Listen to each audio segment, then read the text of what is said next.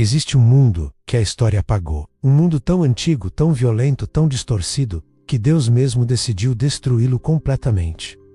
Imagine cidades onde homens viviam 1000 anos, onde gigantes de mais de 3 metros caminhavam entre humanos comuns, onde a tecnologia avançava em velocidade assustadora, mas a maldade crescia ainda mais rápido. Um mundo sem chuva, coberto por neblina constante, com uma atmosfera tão densa que permitia formas de vida impossíveis. Nesse lugar, metalurgia, música, arquitetura e guerra foram dominadas em níveis que jamais veremos novamente. Mas algo deu errado, terrivelmente errado. A violência se tornou a única linguagem. O sangue corria pelas ruas como rios. Práticas espirituais obscuras dominavam cada esquina. E então os gigantes surgiram, criaturas tão poderosas que controlavam nações inteiras. E no meio desse caos absoluto, um homem construiu um navio impossível, e o mundo inteiro riu dele, até o dia em que a água começou a subir. Hoje você vai conhecer o mundo que Deus apagou, o mundo dos dias de Noé, o planeta perdido. Antes do dilúvio, a terra era irreconhecível. Não havia montanhas como conhecemos, não havia oceanos profundos, não havia desertos. O planeta inteiro era um jardim fértil, irrigado por uma neblina que subia da terra, cobrindo tudo como um véu constante. A Bíblia menciona que nunca havia chovido. Imagine isso, um mundo inteiro sem tempestades, sem furacões, sem secas. A temperatura era estável em todo o globo, tropical, perfeita. A pressão atmosférica era diferente, possivelmente o dobro da atual, o que permitia que seres vivos crescessem em tamanhos gigantescos. Plantas, animais e até humanos. Nesse cenário, uma geração inteira nasceu com uma expectativa de vida absurda. Adão viveu 930 anos. Sete, 912 anos. Matusalém bateu o recorde, 969 anos. Pense no que isso significa. Um homem que vive quase 1000 anos acumula conhecimento que nós nem conseguimos imaginar. Ele vê civilizações inteiras nascerem e morrerem. Ele domina dezenas de habilidades: metalurgia, construção, estratégia guerreira, música. A Bíblia cita Jubal, pai de todos os que tocam harpa e flauta. Tubal-Caí, mestre de todo artífice de bronze e ferro. Esses homens não eram primitivos, eram mestres absolutos de suas áreas, com séculos de prática. E quando você junta a longevidade extrema com inteligência humana, você tem civilizações que evoluem em velocidade alucinante. Cidades surgiam como cogumelos após a chuva. Estruturas monumentais eram erguidas, armas sofisticadas eram forjadas. E com o avanço tecnológico, veio algo ainda mais perigoso: o avanço da corrupção. Porque o ser humano não mudou. A natureza humana continuava a mesma. E quando você dá tempo, poder e conhecimento para a humanidade caída, o resultado é devastador. A terra começou a apodrecer por dentro, lentamente, silenciosamente, mas de forma irreversível. E ninguém percebeu até ser tarde demais. Esse era o mundo que existia. Um paraíso que se transformou em pesadelo. Um planeta perfeito que se tornou um campo de batalha. E tudo isso aconteceu tão rápido que quando Deus olhou para baixo, ele viu algo que o fez se arrepender de ter criado o homem. A palavra é forte: arrependimento. Porque o que Deus viu não era apenas pecado, era uma distorção completa de tudo que ele havia planejado. A criação havia se voltado contra o Criador, e o caos estava apenas começando. A queda total, Gênesis capítulo 6, descreve o colapso moral da humanidade com uma frase devastadora. A terra estava corrompida diante de Deus e cheia de violência. Todos os pensamentos do coração do homem eram continuamente maus. Todos, continuamente maus. Não era um grupo de criminosos. Não era uma cidade problemática. Era a civilização inteira, do amanhecer ao anoitecer. Cada pensamento, cada decisão, cada ação era voltada para o mal. As ruas estavam cobertas de sangue. Assassinatos eram comuns como o café da manhã. Estupros, escravidão, tortura. Tudo isso era parte da rotina diária. Mas não era apenas violência física. Era uma corrupção espiritual profunda. A humanidade havia se entregado a cultos obscuros, a práticas que desafiavam a própria ordem natural da criação. E aqui entra a parte mais perturbadora de toda a história. Os filhos de Deus viram que as filhas dos homens eram bonitas e tomaram para si mulheres. Esse versículo gerou 1000 debates. Quem eram os filhos de Deus? Anjos caídos, descendentes de Sete, tiranos poderosos? Independente da interpretação, o resultado foi o mesmo. Uma união proibida que gerou algo monstruoso. Os Nefilins, a palavra em hebraico significa os caídos, ou aqueles que fazem cair. E o texto é claro, eram gigantes, homens do renome, guerreiros temidos. E eles dominavam a terra. Imagine cidades inteiras sendo controladas por criaturas de 4, 5 metros de altura. Seres híbridos, violentos, que não conheciam limites morais. Eles eram os reis, os tiranos, os deuses vivos, e a humanidade os adorava. Construíam templos para eles, ofereciam sacrifícios. Crianças eram queimadas em rituais, sangue era derramado em altares. A linha entre o humano e o demoníaco havia sido completamente apagada. E então veio a guerra. Não guerra entre nações, guerra entre os próprios gigantes. Disputa de poder, territórios, controle.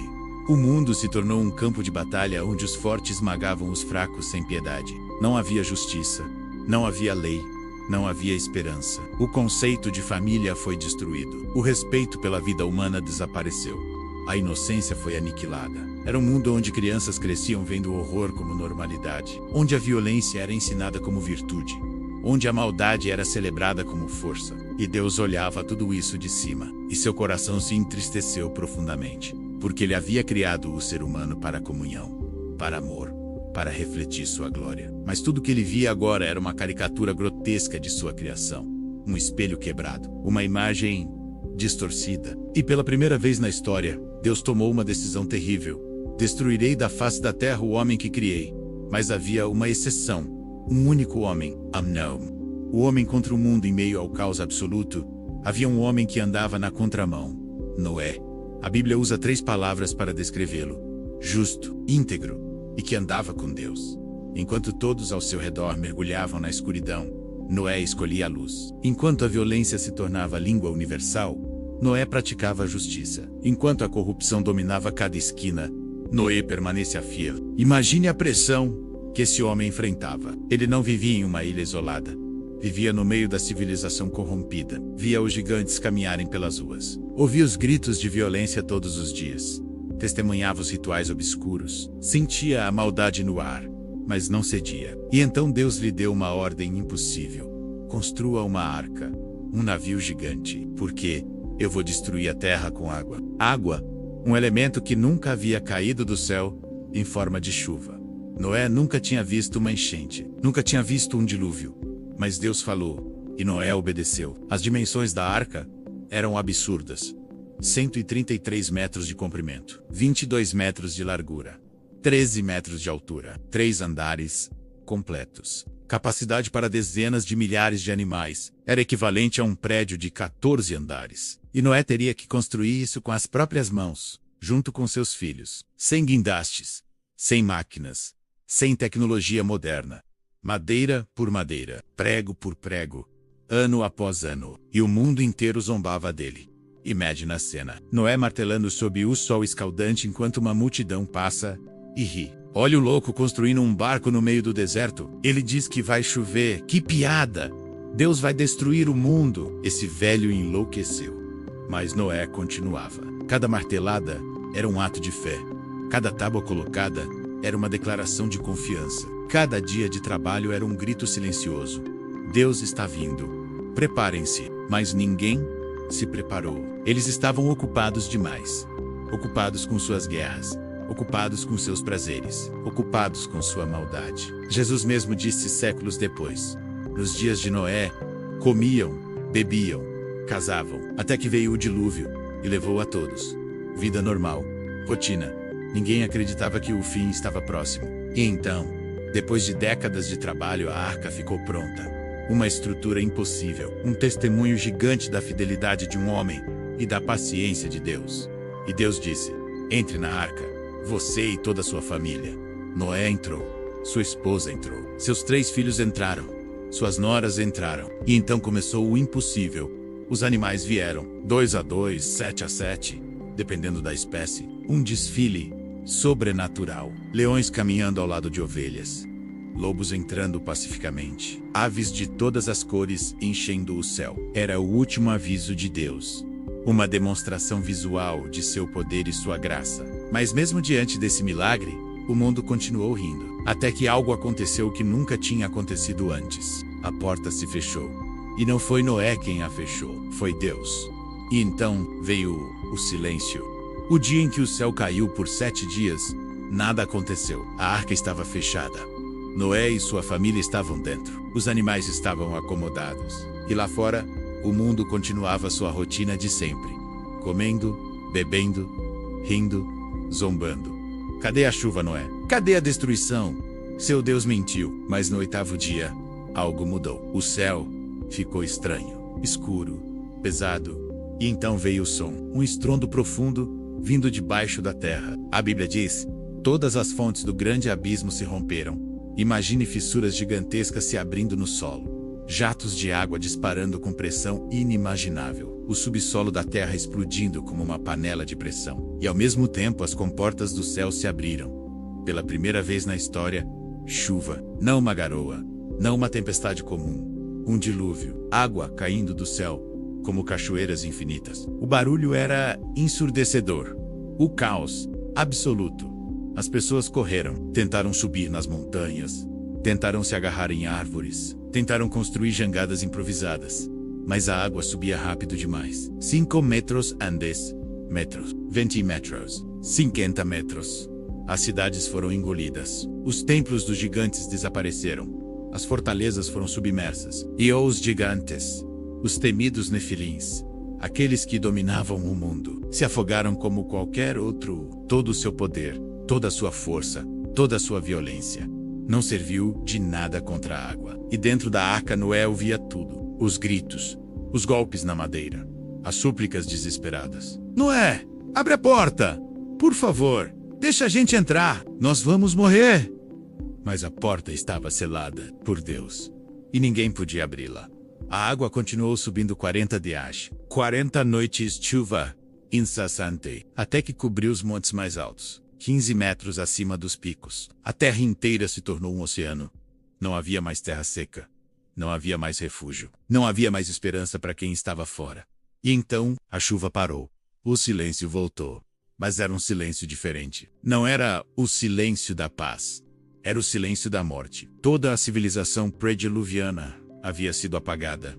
Todas as cidades, todas as estruturas, todos os avanços tecnológicos, todos os gigantes, todos os tiranos, tudo desapareceu sob as águas. A arca flutuava sozinha em um oceano infinito.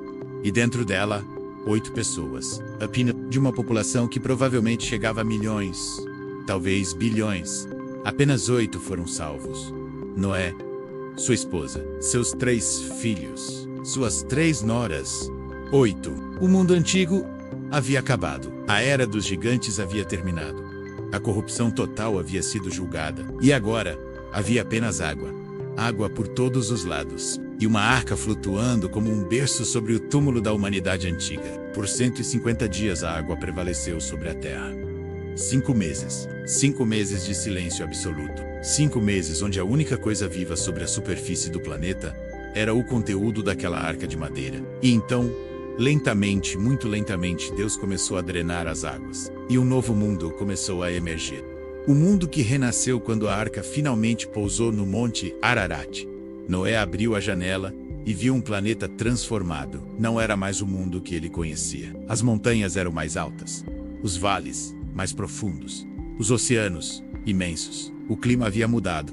A neblina constante havia sumido. Agora havia chuva, nuvens, estações. A atmosfera era diferente, mais fina, menos densa, e a longevidade humana começou a cair drasticamente. Noé viveu 950 anos. Seu filho 600, Abraão, 175, Moisés 120 a cada geração. A expectativa de vida diminuía. O mundo pós-dilúvio era mais hostil, mas também era puro. Não havia mais gigantes. Não havia mais a corrupção extrema. Não havia mais aquela maldade desenfreada. Deus havia dado à humanidade uma segunda chance. E quando Noé pisou em terra seca, a primeira coisa que ele fez foi construir um altar e ofereceu sacrifícios a Deus. E Deus sentiu o aroma e disse: nunca mais amaldiçoarei a terra por causa do homem. Nunca mais destruirei todos os seres vivos como fiz. E como sinal dessa promessa, Deus colocou o arco-íris no céu, um pacto visual, uma aliança eterna. Cada vez que chover e o sol aparecer, o arco-íris surge. E ele diz: eu me lembro. Nunca mais haverá dilúvio para destruir toda a terra. Mas a história não termina aí, porque Noé e seus filhos recomeçaram tudo. De 8 pessoas, a terra foi repovoada. Todas as nações que existem hoje descendem deles. Cada cultura, cada língua, cada povo, todos vêm da família de Noé. E a memória do dilúvio ficou gravada na consciência coletiva da humanidade. Por isso encontramos histórias de enchentes catastróficas em quase todas as culturas antigas. Os sumérios têm a epopeia de Gilgamesh, os gregos, a lenda de Deucalião, os astecas, a história de Coxcostli, os chineses, o relato de Gânio. Mais de 200 culturas ao redor do mundo têm lendas de um grande dilúvio.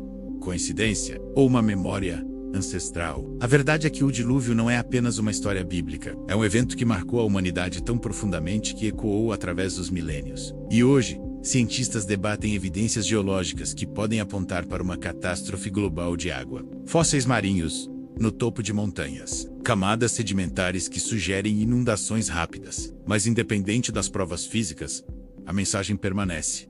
Deus é paciente, mas Deus também é justo. Ele deu à geração de Noé 120 anos de aviso. 120 anos vendo uma arca gigante sendo construída. 120 anos ouvindo o pregador da justiça alertar sobre o julgamento. Mas eles escolheram não acreditar. E pagaram com suas vidas. Jesus disse algo assustador. Assim como foi nos dias de Noé, será também nos dias do Filho do Homem. O que ele quis dizer? Que haverá outro dilúvio? Não. Deus prometeu que não, mas que haverá outro julgamento. E que a humanidade estará tão distraída, tão ocupada, tão mergulhada em suas próprias coisas que não perceberá o que está vindo. Até que seja tarde demais. O mundo antes do dilúvio foi destruído porque escolheu ignorar Deus. Foi apagado porque abraçou o caos. Foi esquecido porque rejeitou a verdade. E a pergunta que fica é: será que estamos repetindo os mesmos erros? Vivemos em uma era de avanço tecnológico sem precedentes. Inteligência artificial, manipulação genética, poder nunca antes visto nas mãos da humanidade. Mas onde está nosso coração? A história de Noé não é apenas sobre o passado. É um espelho para o presente e um aviso para o futuro.